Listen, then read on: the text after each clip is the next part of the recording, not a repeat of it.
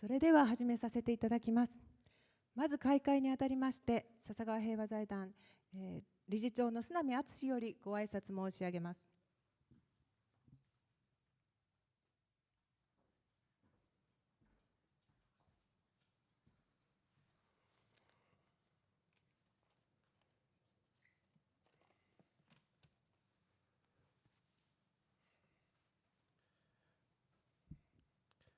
Honorable Secretary Hillary Rodham Clinton, Ms.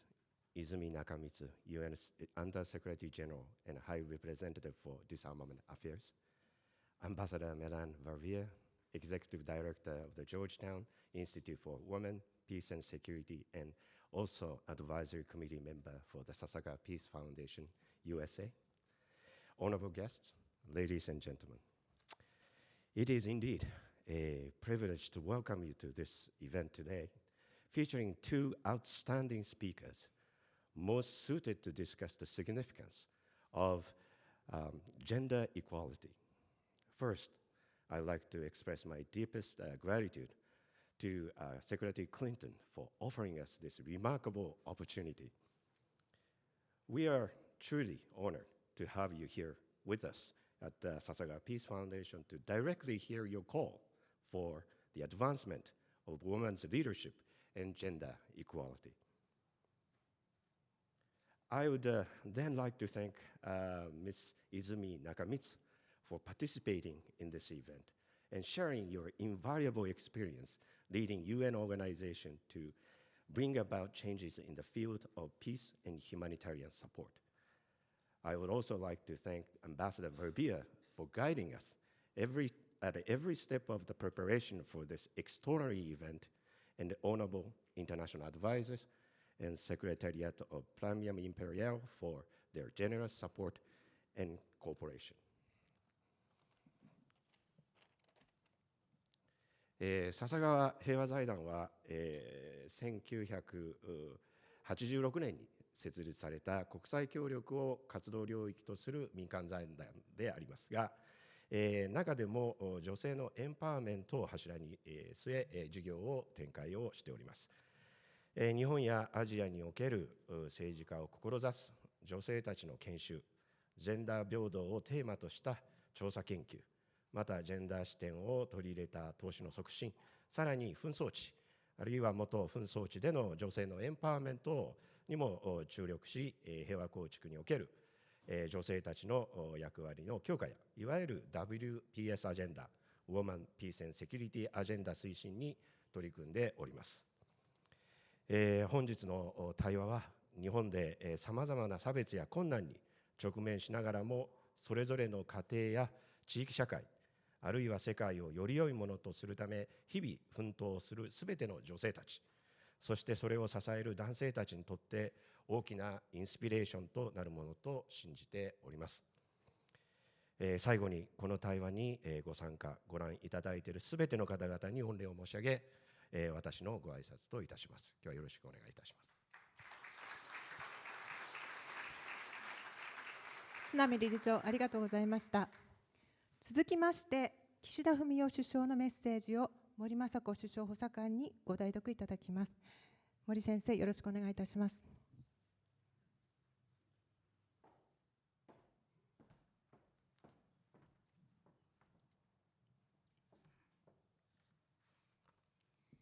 皆様おはようございます。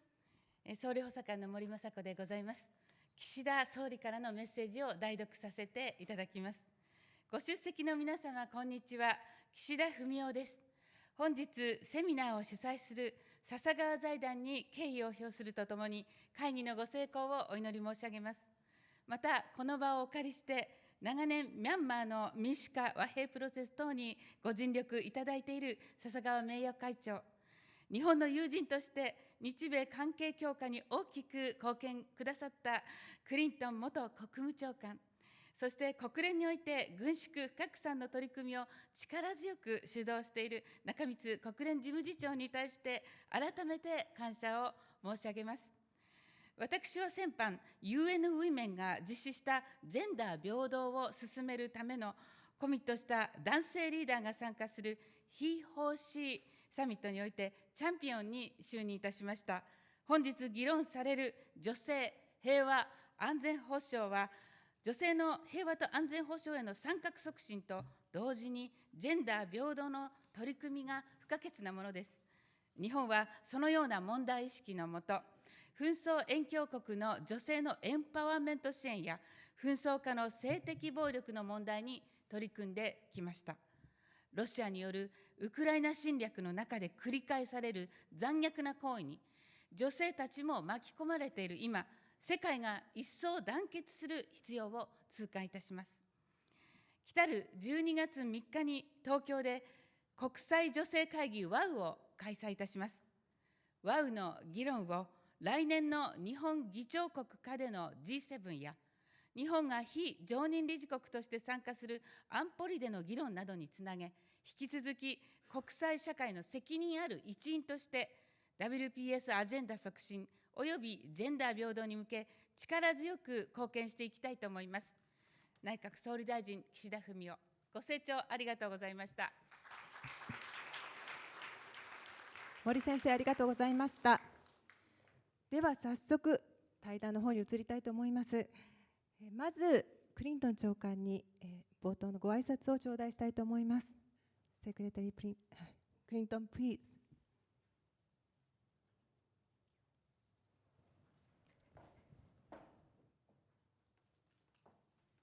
Good morning. I want to express my deep appreciation to Dr. Tsunami for his leadership of this and his absolute commitment to champion international cooperation, women's empowerment, and peace building here at the Sasakawa Peace Foundation. I am thrilled to be back in Japan, and I just had 2 wonderful days with the Premium Imperiale annual meeting to announce what are in effect the Nobel laureates for the arts, and it was a great honor for me to be part of that. I also want to thank the very kind letter from the Prime Minister. It was a real treat for me to see the Prime Minister last evening. He and I overlapped as foreign secretaries in one of his prior assignments. And so thank you so much, Councillor Mori, for those remarks. I am looking forward to the discussion that I will be having shortly. So I want to keep my remarks here brief, but I do want to put what we are going to be talking about with Izumi about women's empowerment into a broader context. And I especially want to thank my friend and colleague, Ambassador Milan Verveer, who was the first global women's ambassador for the United States during the Obama administration, and then founded and directs the Georgetown University Institute on Women, Peace, and Security. The 1995 UN Fourth World Conference on Women in Beijing was a turning point in the world's fight for gender equality, bringing together women from around the world, 189 countries, to insist that human rights are women's rights and women's rights are human rights. When I first made that statement at the Beijing conference 25 years ago, I certainly hoped that it would be taken in the spirit it was intended to be. It was controversial in some places. There were misinterpretations, misunderstandings, some of them deliberately propagated, because there was still great resistance to the idea that women's rights are human rights and that women deserve full and equal participation in every society and economy in the world. But the most transformative moment of that conference, I would argue, was not my speech. It was the adoption of what was called the Platform for Action, that was a platform, an agenda that was adopted by all 189 countries present. It was a commitment to, and I quote, the full and equal participation of women in political, civil, economic, social, and cultural life. One of the leaders, and of course one of the signatories to the platform, was Japan.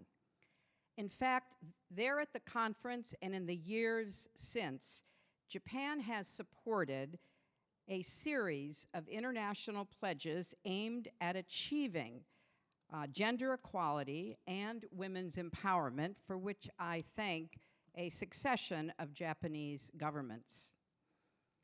I was very encouraged when the late Prime Minister Abe announced that increasing women's economic participation would be a pillar of his economic agenda. And I shared the grief that this country experienced at his senseless and horrible assassination. That was a strong step by Prime Minister Abe, but it remains, as we all know, a work in progress in this country and every other country as well. Today, we face more complex challenges, from cultural backlash to the advancement of women, to a rising tide of authoritarianism. And that rising tide of authoritarianism poses a direct threat to democracies such as yours here in Japan and mine back in the United States. On top of that, the COVID-19 epidemic exacerbated the economic and social inequities that women face. In 2020 alone, women around the world lost more than 64 million jobs, costing them at least $800 billion in earnings. And when women's earnings disappear or decrease, that of course impacts on a family's well-being and a community's well-being. The World Economic Forum now predicts it will take over 135 years to reach gender equality. That's actually an increase of 100 years from before COVID. So before COVID, it was expected that in 35 years we would make considerable, significant, measurable progress. With COVID, that goal has been moved back an additional 100 years. Back in 1995, I certainly was clear-eyed about the difficulties of making progress, but I was so pleased that in the years following Beijing, we did see progress. We saw laws being changed. We saw norms and cultural attitudes and practices being changed. Yet I'm still surprised by the pushback we see today to even the idea, let alone the reality, of women's rights and opportunities. That's why I'm extremely pleased to be speaking with you today about what we can all do to support and promote full participation and rights. At this moment, post-COVID, there is so much turmoil in the world, including even war. But we have an opportunity that I hope we will not miss to try to come together across national borders, across all the divisions among us, to try to imagine, envision, and pursue a better world. That's what this foundation is all about. And that's why it's particularly fitting and a real honor for me to be here for this discussion. Thank you very much. Secretary Clinton, thank you so much. Please have a seat on the right. ここで中光事務次長にもご着席をお願いして、ここからはご対談の進行をお願いいたします。Okay, I think the microphone is on. I think so. Thank you so much, Madam Secretary. I wanted to start exactly with Beijing, but you already set the scene. We have actually gathered questions from the audience, so I will be integrating some of those questions in my conversations with you. Thank you very much for everyone gathered here, and also the Sasakawa Foundation for arranging this fantastic opportunity. Now, Beijing, one of the people said that your remark indeed was a historic remark. Women's rights are human rights, and human rights are women's rights. And I think it did set a framework, not just the empowerment agenda, but it talked about violence against women, reproductive health rights, and participation in women's leadership as well. Now, looking back, you mentioned a little bit, but looking back, where do you feel we are lagging behind or has not achieved progress, and why that might be the case? Well, I think if we had held our conversation before COVID, I would have given you a much more optimistic answer because we were making a lot of progress, particularly in health and education. More girls were in school, more young women were going on to both secondary education and then even higher education. We were making progress lowering the rates of maternal mortality and dealing with many of the health challenges that confront women and children. We had not made as much progress in economic participation and advancement or in political and government roles and responsibility. So it was a mixed story. It was good on the, I think, measurements of health and education, still work to be done when it came to the economy, politics, and government. But we also saw a lot of laws changed. You mentioned domestic violence. You know, in 1995, domestic violence was viewed as cultural, not criminal.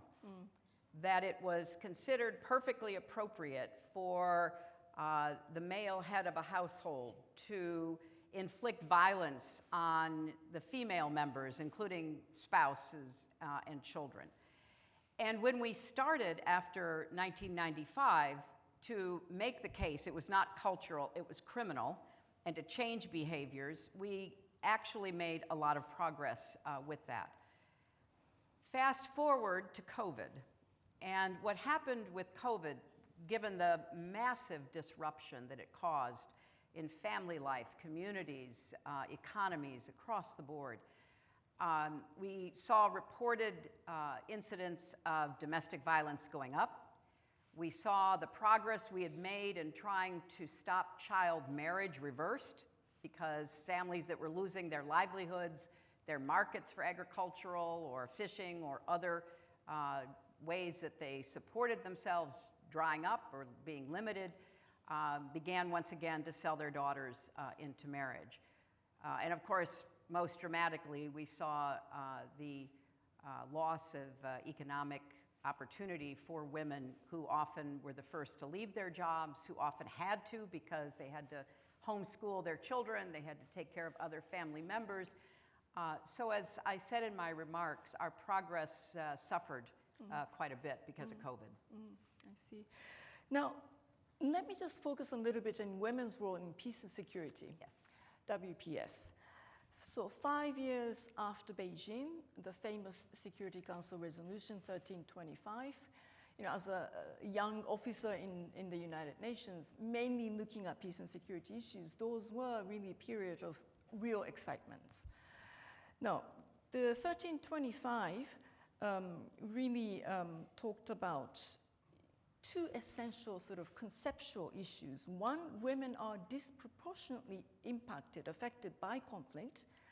But number two, also, if you empower women, then the peace will become more sustainable. So we need to invest in that efforts. right? Now, you, as a Secretary of State, you really invested in these efforts. Yes. Why? What do you think women's contribution could be in peace and security fields? Well, thank you for raising that Security Council resolution, which was a watershed moment in not just the UN's history, but really global history, because for the first time, the world came together and condemned the use of violence, the use of the tactics of war against women, and also called for women, who are the primary victims of modern war in many places in the world, to be invited to those tables where peace talks are happening, to be part of trying to secure lasting peace.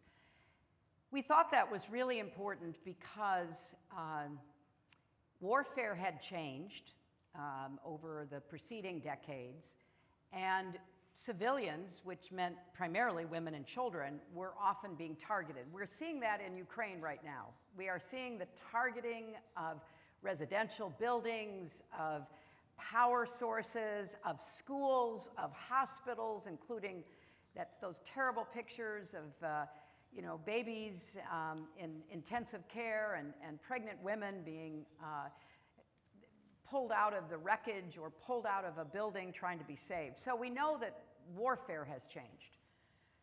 We also know that if women are not included in peacemaking, it's much less likely that the peace that is made on paper will be real in the lives of those who are affected.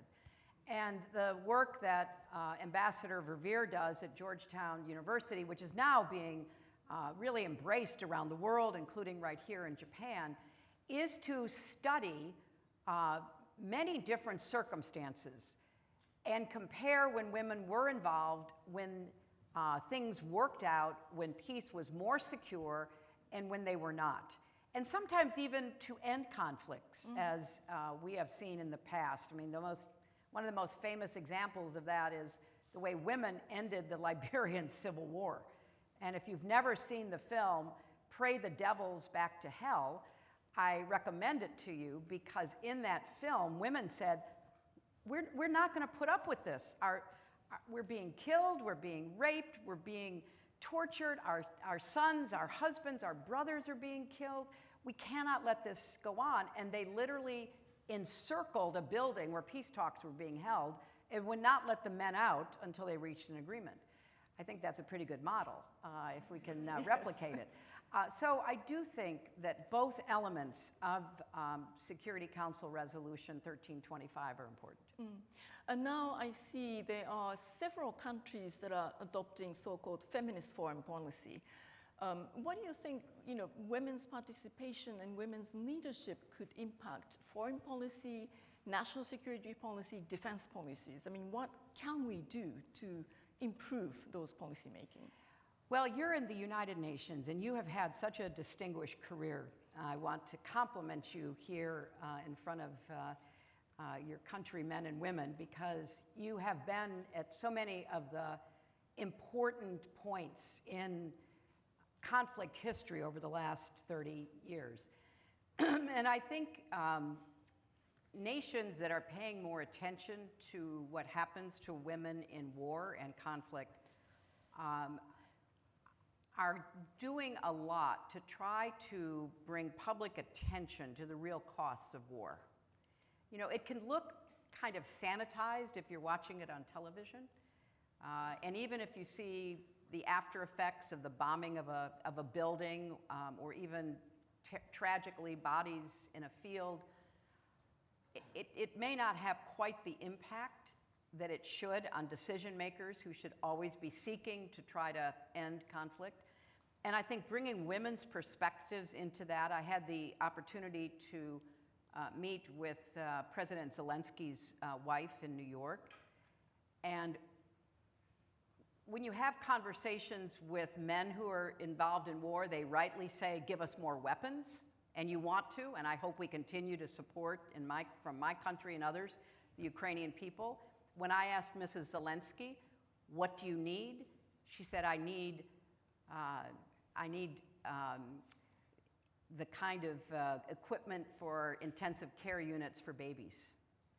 I need more equipment for pregnant women because the stress of war is causing all kinds of difficulties in their pregnancies and delivery. It's a different perspective. One is not better than the other, but we get a much clearer idea of the costs of war if we bring them together.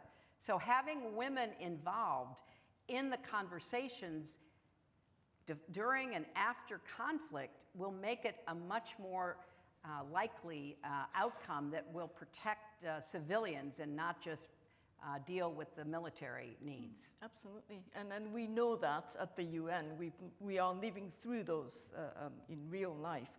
But let me just talk about, you mentioned in your initial remarks the backlash. Unfortunately, not only we are now seeing backlash in different parts of the world, in many instances, reversal even.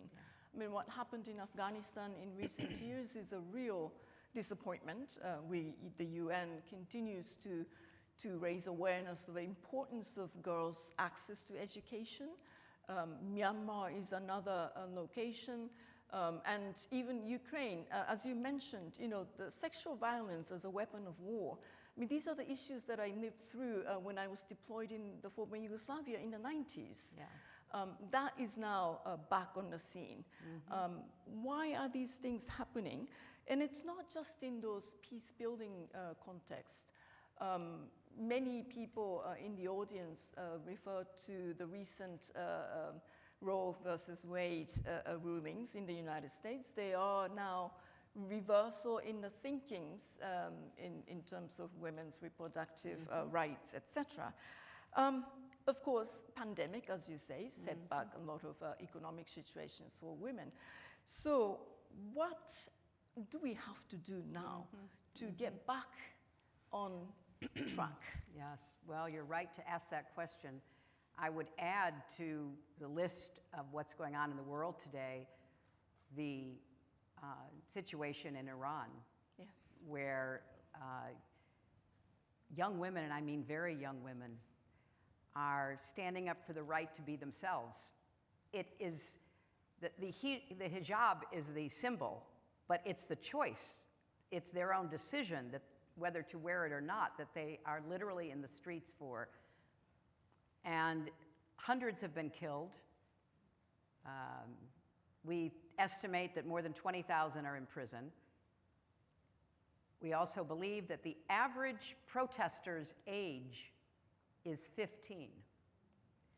Because these young girls, these young women, they know that they are being subjugated. They know they are being overwhelmed by religious bureaucracy and views that have nothing to do with humanity or, I would argue, even the history of their own country and the way it used to be before it was taken over. So this pushback, which we see from Afghanistan to Iran, from Myanmar to Ukraine to the United States, goes hand in hand with a political and cultural agenda to try to control women. I mean, I cannot say it any more plainly than that. And the decision in my country, the reversal of Roe v. Wade, the so-called Dobbs decision, is the culmination of 50 years of effort to impose a certain religious belief on the entire country, as opposed to respecting the individual beliefs, the individual rights, the individual decision-making of women. And it is part of the struggle between democracy and autocracy, because certainly the common accepted understanding in the United States right now is that a very big majority disapproves of the draconian abortion laws that are being passed in states that put women's lives at risk, that potentially criminalize women and doctors for making a decision that even will cause, sadly, the deaths of women because of miscarriages and other health difficulties that will not be treated in a timely manner. So I think this pushback is part of the growing authoritarian and autocratic mindset that we are seeing in the world. You know, I was struck watching coverage of the recent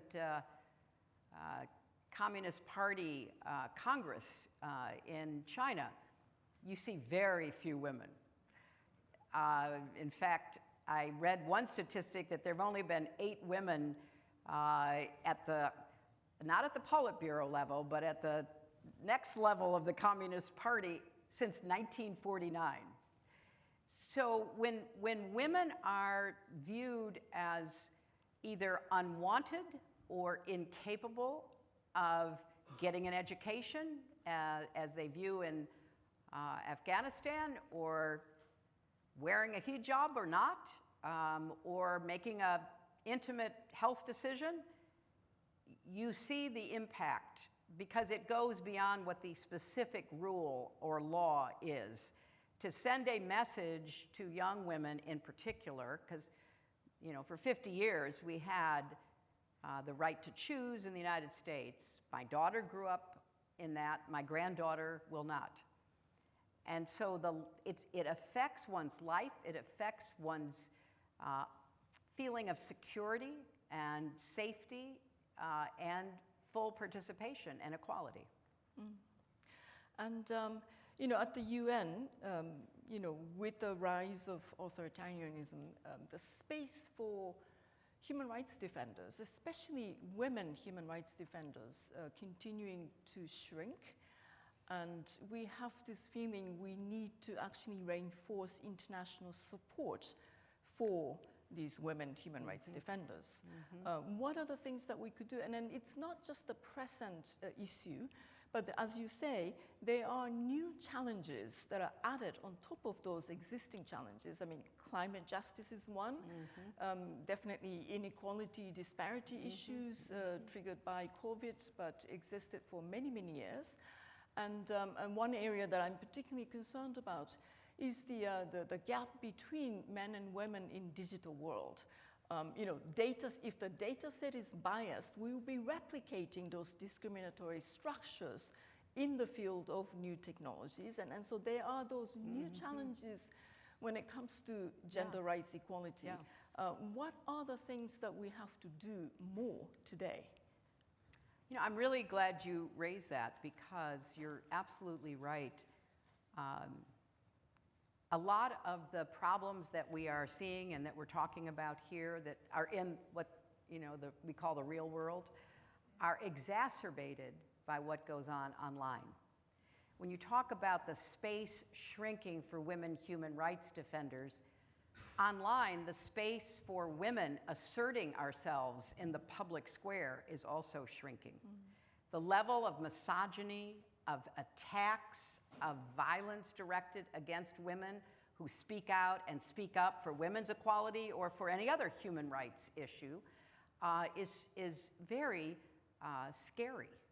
And I've spoken to a lot of women in public life, not just in my own country, but in other countries as well, who report that they are the subject of vitriolic attacks for speaking up or for pursuing political office or for taking an unpopular opinion defending someone who is you know, considered marginal, whether it's in the LGBTQ community or in a minority community. So everything that's going on in so-called real life is amplified and taken to a new level online. And you know, I was thinking as you were speaking about the algorithms that build in bias. They build in sexist, racist, all kinds of bias. And the role that leaders play in inciting violence. We had terrible anti-Asian American violence and attacks during COVID. because we had leaders who talked about the virus being the China virus, the Asia virus, without regard to the consequences of that kind of irresponsible, threatening rhetoric.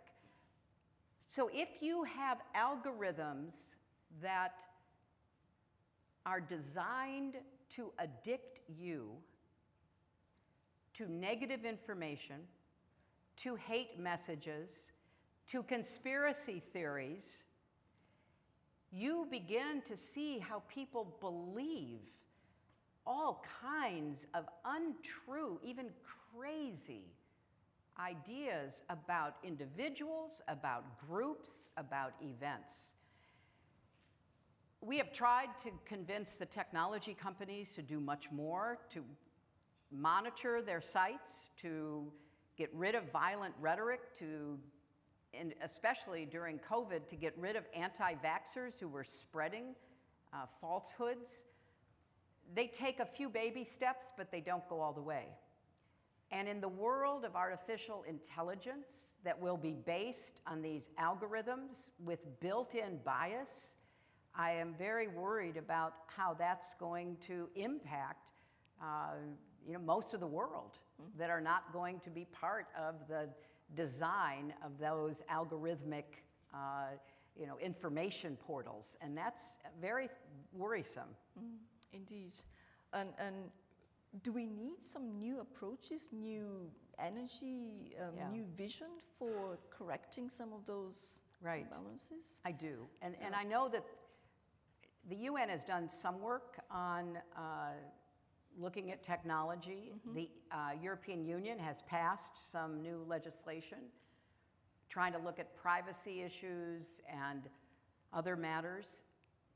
I believe strongly that if we don't try to provide some kind of regulatory framework, it's nearly too late because it's so much bigger than any of us. It's bigger than any country.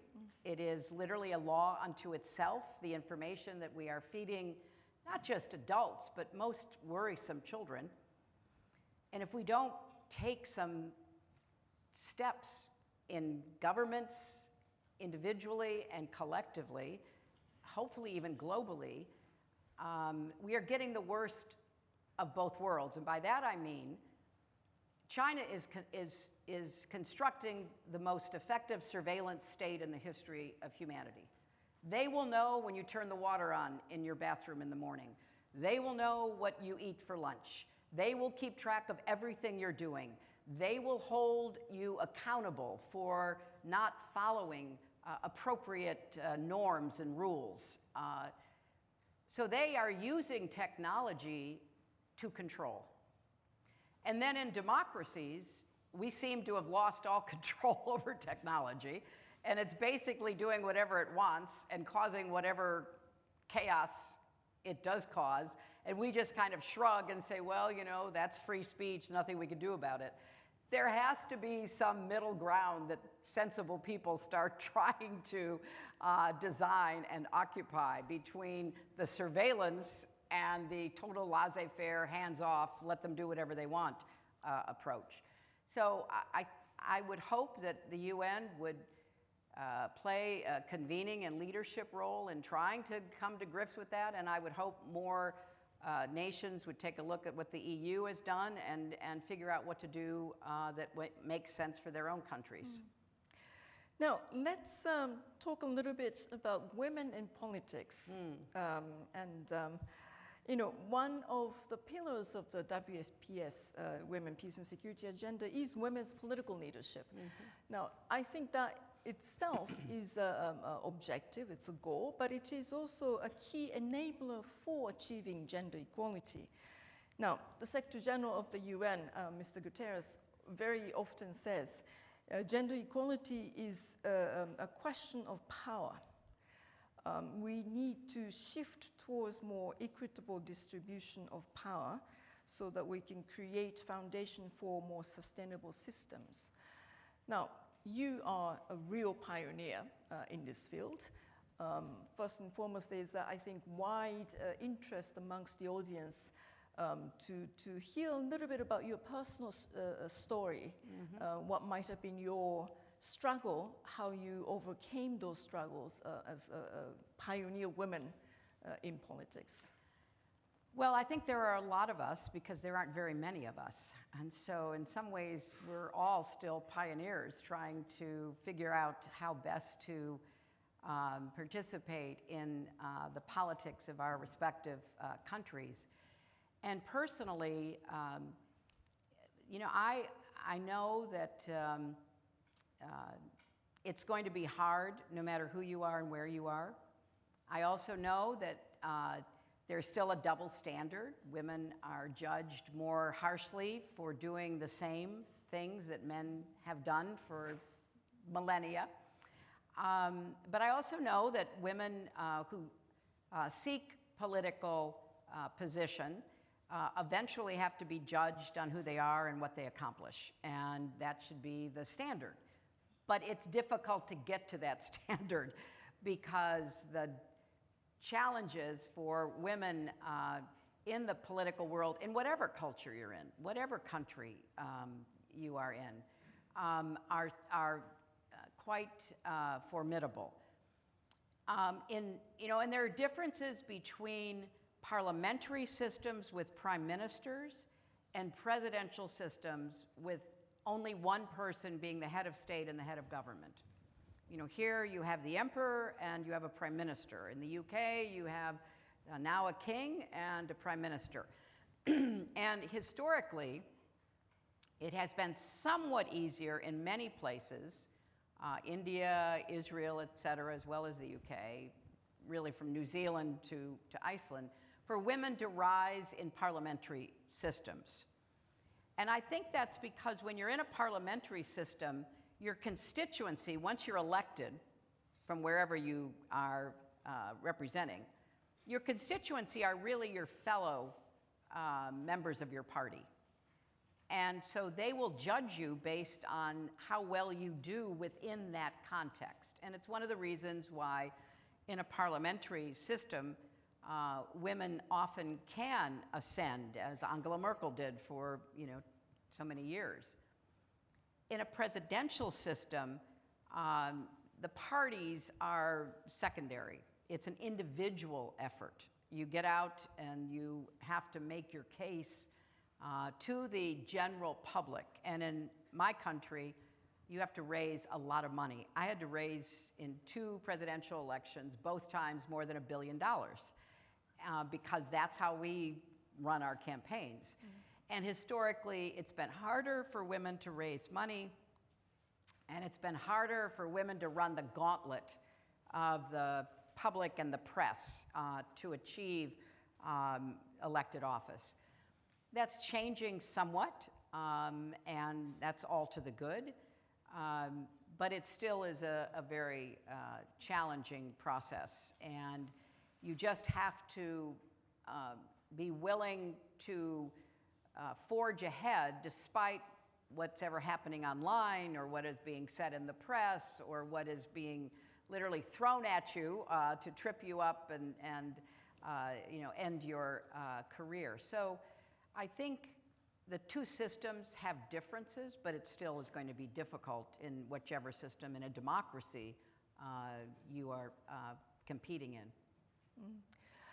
You know, I often wonder what might be the best argument that we can make vis-a-vis men to open up the space so that we will have more possibilities to you know, exercise our rightful, of course, political participation and leadership, and how that can actually benefit all.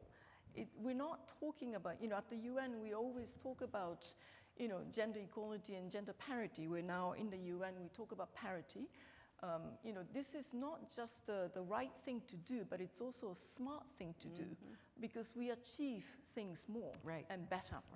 How can we make these arguments better understood by our male colleagues? Well, I think some men and some male politicians don't want to hear the arguments no matter how factually accurate they are. They view power as a zero-sum game.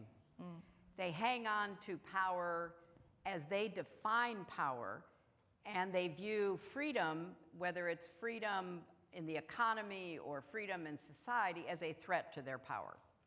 So you could make the argument, let's say to Afghanistan, keeping girls out of school means you are limiting the number of doctors you will have to save people's lives. You are limiting the number of scientists you will have to maybe make discoveries that could help the people of your country. You are limiting the diversity of opinion in the decision making. They could care less because they view women as illegitimate, and really leaving them out of education after primary school fits their definition of power as they have pervertedly defined it in religious terms. So the arguments are very self-evident, but they may not be heard. So the arguments truly are, you have half the population, and in that half are just myriads of talent and expertise and skills that will make life better. If you look at COVID, for example, it's generally argued that some of the best run countries during COVID were run by women. New Zealand, Taiwan, Iceland, places where women were making decisions that they literally would have made for their children, they were making for their country. And they weren't going off on tangents, they were looking at evidence and following it. But if you are an autocratic personality, if you believe that nobody can tell you anything, and we've had some leaders like that, then why would you want more voices telling you you're wrong? And especially from women, who you don't want to acknowledge have the right to be there in the first place. So I remember when I was Secretary of State, and I believe it was at an APEC meeting, the Asian Pacific Economic Conference, and we had put together one of the very first careful analyses about what would happen to the economy of every country if women were truly encouraged to pursue economic opportunity for themselves and their families, whether it was full-time work, part-time work. And that meant, of course, that there would be childcare and paid family leave so that women could choose to participate at whatever stage of their life that was best for them, to whatever extent was manageable. Every single country, if those conditions were put into effect, would see dramatic increases in their gross domestic product.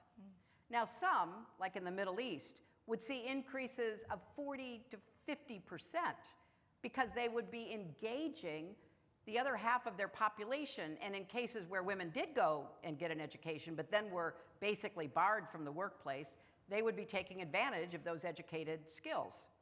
But even in my country, the number was something like 9%. Because if you provided the support for women to go into the paid workforce, the economy would go up. And it was literally that study that prompted Prime Minister Abe to reach out to me and to people I was working with to ask for more information.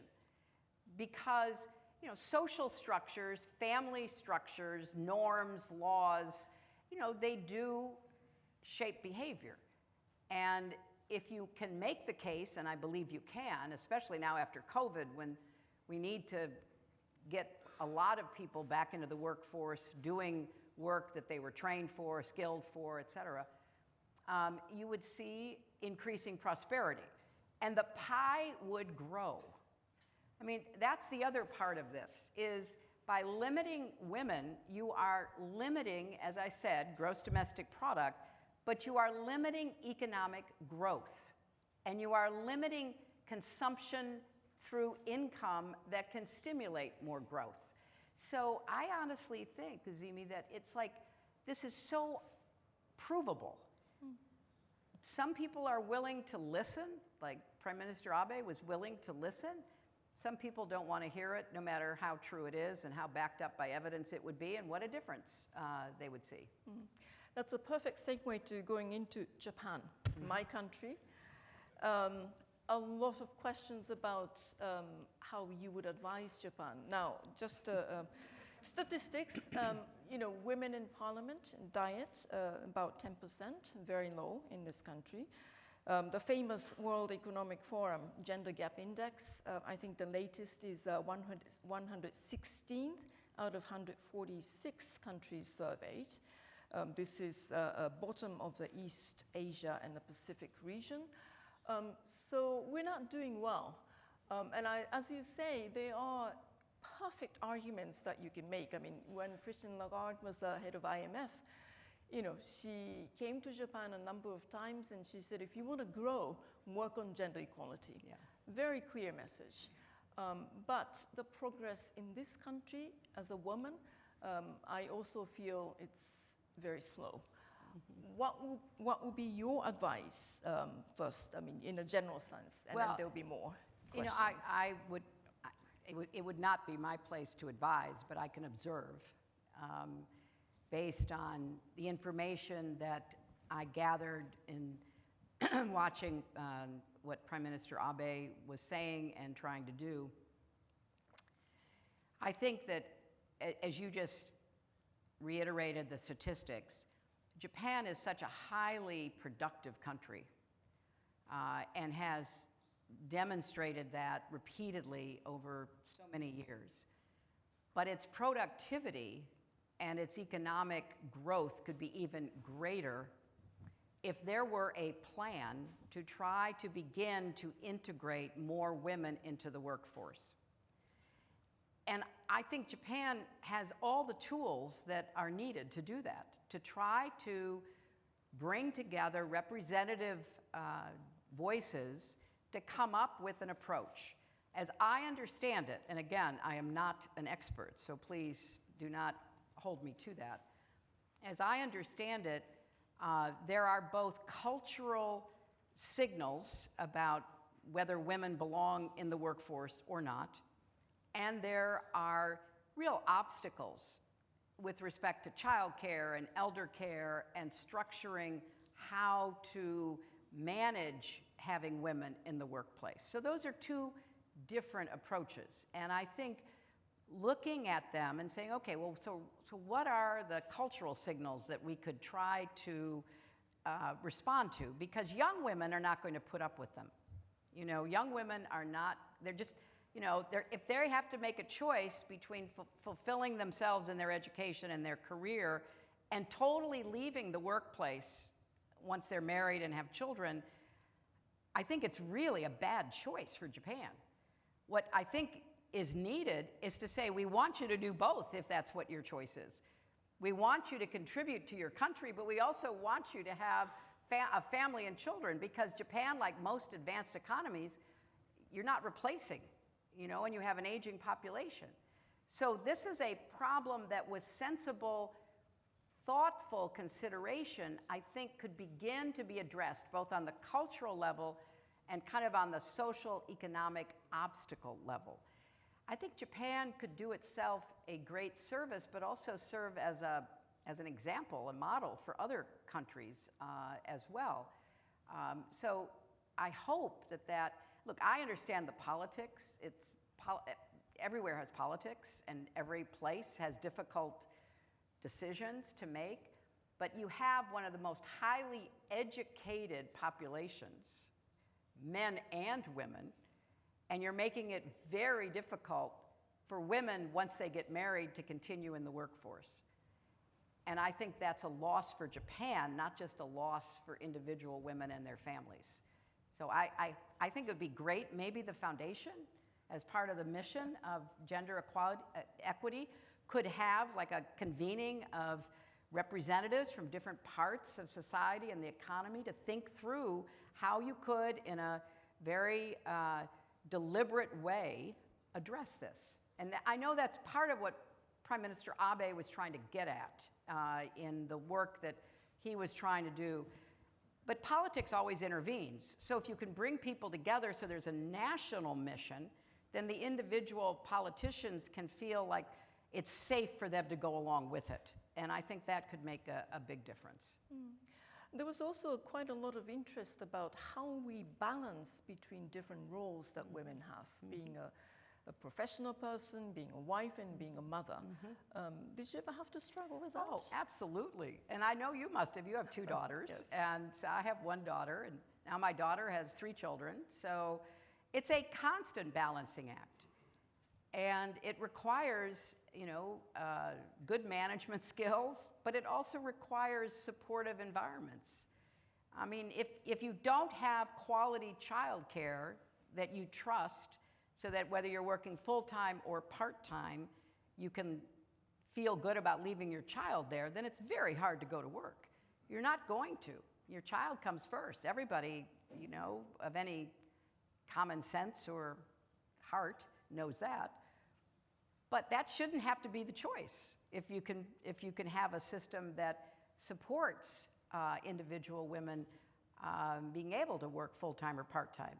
A lot of the European nations, particularly, we always think of the Scandinavians, they have so many women leaders and have had now for quite some time. There are a lot of part-time positions, and women are particularly interested in those when children are small. And then kind of moving into the workforce is more flexible. It's not, if you don't start full-time, you can't ever be full-time. It's no, we want your talent, maybe job sharing, and now with remote work, there's so many more options as to how women can be integrated into this new economy. And I think it would be exciting to see Japan embrace that challenge. But is there guilt? Of course there's guilt. It's kind of, I think it's sex linked. You're the one who hears the baby crying at night. Your husband goes, what? I don't hear anything. It's just how it is. And it's foolish to pretend that it's not that way. So you do have moments of questioning and worry about your children. But then, you look at your daughters, you look at my daughter, and I think they turned out pretty well, all things considered. Yes. And so you can manage it, but you need support to help you manage that. Yeah. And being a mother of 2 daughters definitely give me additional motivation to work on this issue. I mean, I have a personal stake in working on gender equality we do, issues. the 2 of us. Yes, absolutely, absolutely.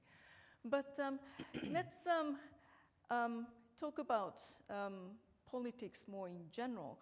I think, many women, single mothers, vulnerable women, I think they do require also special policy attention. And I think the gender equality should not become just a political issue for established women, those who are educated, who are, already in the market, labor market. So in those areas, what can we do? Yeah, no, you're 100% right. And really, we've talked quite a bit about the impact of COVID. It fell disproportionately on poor and low-income women, many of whom in our country were termed essential workers. They had no child care. The schools were shut down. They were told to show up at work, to work at the hospital, to work in the grocery store, to work in the pharmacy, to work on the buses and the trains. They were told they had to come to work. They had nothing to support them in that. And that was an extreme example, but in even non-COVID times, sadly, we see so little support for single moms, for hardworking women, women who are on the edge of economic, survival. And it's something that we pay a price for. If you can't figure out a way to help people because you think it's the right thing to do, help them because it will help you and your business and your society. So if you lose a big part of the workforce because they can't come to work because they have no child care, and we have all kinds of challenges right now in the workforce in our country, and I learned, in some of my conversations over the last several days here, you have troubles in Japan. People are not coming back to work who have certain skills. And so we've got a problem. And so how do we address it? And many of the people who we are losing because they were barely on the first rung of economic activity, and they now are struggling just to get back to that. So there's so many things like paid leave and quality, affordable childcare that would make a huge difference for everyone, but particularly, as you point out, workers who are on the lower economic strata. And finally, young people. I think we need to make sure that young people remain and increase their engagement in political life. What can we do to encourage young people, particularly young women, to stay engaged, voice their concerns, work on their concerns, bring together, mobilize? What are the key to these questions? Well, in the United States, I don't know what will happen in the upcoming midterm elections, but there has been a very big increase in women registering to vote, and particularly young women who are, for the first time in many cases, deciding that with the Supreme Court decision overturning Roe v. Wade, they actually could see that politics would impact their lives. And so they are registering, and I hope that they will show up and actually vote. I think we have to do a better job online explaining why political decisions affect people's lives. Because right now, most of the messaging about politics online is very negative. And it's about, the failures, the disappointments, the corruption. And, there is no perfect politician and no perfect public leader. We are all flawed. But most of the people in democracies that I have worked with over time have been trying to get things done, trying to make, progress and make an impact. But that's not how they're covered in the press, and it's certainly not how they're covered online. And so somehow we need, again, to make clear that it matters who you elect, because the people you put in charge are going to have some major impact on whether you can afford to go to college, whether there will be affordable childcare, whether you're going to get the health care you need, on and on it goes. And so I think we've got to look to young people themselves to help us put forward those messages so that they will be heard and believed, and then mobilize people to actually get out and vote. We say this every time in our country, that elections are about the future, so young people have more at stake than older people. And yet young people, I don't know what the numbers are in Japan, but I know in the United States, even with all of the efforts that have been made, the percentage of young people voting is still much lower than older people. And yet the decisions are going to impact them and their families and their futures over many, many years. So I think if we turn to young people and ask them to help make the case and use social media more effectively to link people who are understanding the importance of politics, maybe we could mobilize more to actually participate. And absolutely. And even run for office themselves someday. Yes. I do agree. I think it's one of the critical issues. If we want to change something, we need to engage and we need to mobilize and we need to be interested in politics. I mean, the voter turnout in this country is also quite low, which is one of the challenges that we have in our democracy. But speaking of democracy, in the United States, there was a question from the audience. When do you think there will be a female president in the United States? Well, I hope while I'm still around to vote for her, if I agree with her. I don't know. I think I was pleased that in the last presidential election, more women ran. And although none of them advanced, they at least got out there, because it takes constant repetition for people to get used to the idea of a woman president. When you think about women who have been the head of their governments, again, in parliaments, you know, they've broken all kinds of glass ceilings in order to get there, and some have stayed for a long time and some not so successfully, but they have figured out how to make the case for themselves and their leadership. We haven't yet done that in our country, and we're obviously not the only one around the world. So I don't know, but I'm hoping that we'll see that sooner instead of later. And I have to ask you, because there were so many questions from the audience, so you're going to run, do you think, No. in 2024? No. Okay. No. But I know that you will remain an inspiration for many women, not just women, but also men as well. You know, what you said in 2016, never stop believing that fighting for what's right is worth it. I think this word that you said is even more important today, when there are so many challenges today, but also into the future.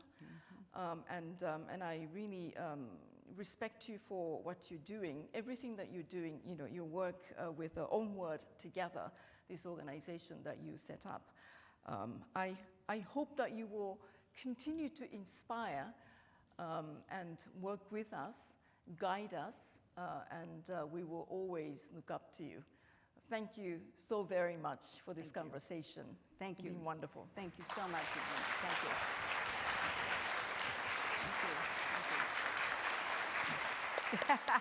Thank you. Thank you very much. Thank you. Thank you. Thank you. That was great.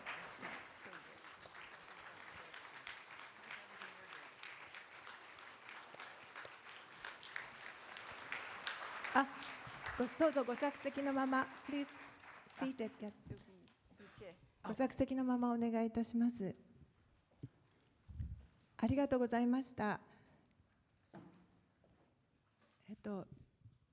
笹川平和財団へのご提案もクリントン長官の方からいただきまして、ぜひ実現できたらと思います。クリントン長官はお若い頃、マーチン・ルーサー・キング牧師の講演を聞いて、社会正義への情熱に目覚めたと書かれていらっしゃいます。今日のお二人のお話、いろんな方々がご覧になっていて、特に若い女性の方々、たくさん勇気をもらっていると思います。ぜひそうした方々、そしてジェンダー平等の本当の価値を分かっていらっしゃる男性たちの中から、お二人の築いて切り開いてこられた道に続く方々が続々と現れて、日本社会も変えて、そして世界の平和も築いていく、そういう大きな力になっていってほしいと思っております。ありがとうございました。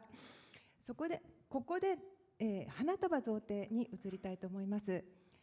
本日、日本財団ボランティアセンターの事業で、ウクライナ避難民支援のためにポーランドに行って、帰国された学生さんたちが参加してくださっています。その方々の中からお二人、早稲田大学の伊藤由紀さんと、東京大学の武藤昭弘さんに花束贈呈をお願いいたします。よろしくお願いいたします。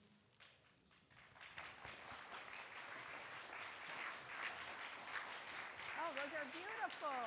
Thank you so much. Thank you. Thank you. あ、そうですか。